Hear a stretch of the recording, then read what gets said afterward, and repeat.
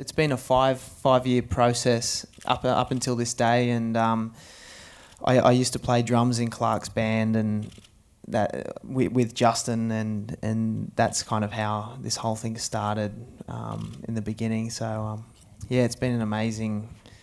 It just started off actually with me and a mate, a guy called Adam Hart, who's a director of photography for the film, who's here tonight too, and yeah, in from Australia.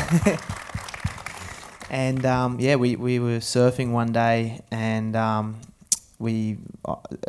Australian documentary channel had approached me about doing a short piece about myself and Clark's friendship, and it fell through, and unfortunately, but I was talking to Ad while we were having a surf, and said, mate, I feel like it's a missed opportunity, and he said, mate, well, maybe we could just do it ourselves.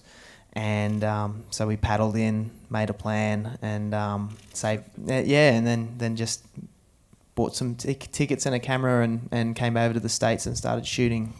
Yeah, that was 5 years ago. Justin, what a treat and honor to meet you, and congratulations on this.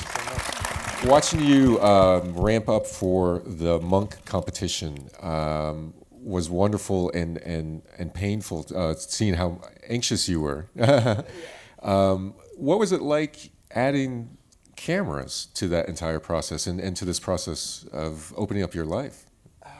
Well, when Al had approached me about having me as a character in this documentary that he was working on, my response was, well, it's Al, it's my buddy. I don't think anybody's going to see it, so sure, you can follow me around. You know, it's great. We'll hang out, and it just kept on developing, and it was, I think, before the competition, when I realized that they were going to be there, I was a little worried about having the cameras, but it was actually really good to have Hicks there, because he's a good buddy of mine. So I was, you know, it was nice to have him around, even when it wasn't going so well. It was, you know, he was there filming, but he was also there as my friend. So I mean, I think it made it a little bit, I guess, not as weird as I thought it would be. You know, if that makes any sense. But yeah, it was quite a journey, and you know, I couldn't imagine having anybody else around to do that than Al. I think I've grown to be a little more comfortable with the process and realizing that's a snapshot of where I was. But you know, we all know moments where I cringe. Oh no, not that again. But you deal with it and you move on. You know, that was me then, and hopefully me now is a little bit better. It's amazing how the words keep coming back to me every time I see this film, because it makes me cry every time I see it. Because it's just so much truth in it. We couldn't make this up. I've been 13 years old, and then having him come join my band when I'm 26, and meeting Justin later. And Justin, we have an amazing group of young people that we travel with all over the world every year, called the Global Gumbo All-Stars. And man, these are the young people taking music back where it belongs. All down to 12 years old, we got a little girl named Emily Barrett. It writes for symphony orchestra since she was 5 years old. Obama calls her baby Mozart. Anyway, they do not play, you know. This one does not play either. Candy plays a little bit, but not Justin. I'm serious, it's amazing. The Cuban piano player, Alfredo Rodriguez, he practices 14 hours a day. It's ridiculous. Nicky Janowski, we've got a Slovakian guitar player, Andreas Vardy, who George Benson just took to open the Olympic Theater with him in Paris and in New York. He played like George when he was 10 years old. Anyway, I'm saying all this to build up to my brother here, Justin. And it's just astounding. To me, it's the most rewarding thing I could ever have, blessing have in my life, because they put me on their shoulders when I was young, and to have a chance to do that with them, it's just the most exciting thing I've ever done in my life. It's incredible. And having this dude, you know. Thank you. And they when I studied in Paris with Nadia Boulanger, she always used to tell us, and I used to see Stravinsky there, Aaron Copland, Steve Reich, you know, Bernstein, and she'd say, Quincy, your music can never be more or less than you are as a human being. And that's very true, and that's what applies to my brother here. That's who they are as people, as real people with no BS. And that's what I love.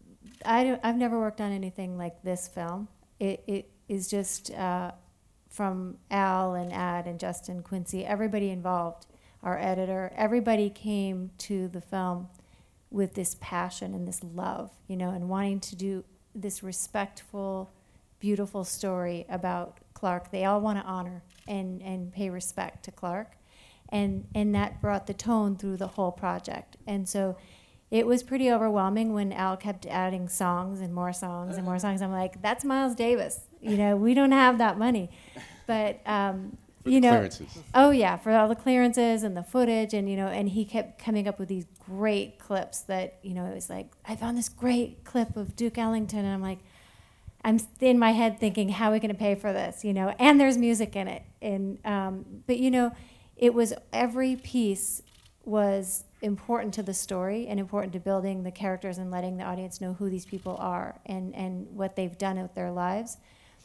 And then what we kept finding was that that goodwill was in everything we did. You know, licensing, everybody we reach out to, they would say, oh, I love Clark, I'd love to help. And, you know, it's just, it's one of those projects that is a community effort, you know, a group effort. Everybody had the best intentions, and you know, and working with Quincy and him being a student of Clark's as well. I mean, these are Clark's students, you know, all together, and it's crazy, but it's so beautiful, you know. I mean, this is the team, and everybody wanting to thank their teacher in this film, and that's, I think it comes across for the audience when they're watching it. We originally were just trying to do Clark's life story, you know, a bit of a biopic on him, and everybody we would interview, they'd say he's the greatest trumpet player and flugelhorn player in the world and the greatest teacher, and then, but I was never able to capture that in just interviews,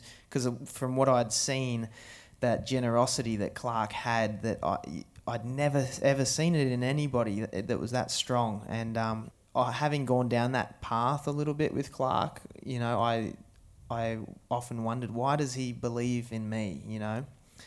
And after interviewing some of these greats, they said the same thing. I never knew why Clark believed in me. But so that's like Paula was saying, it's a way of us just saying thank you to our teacher, you know.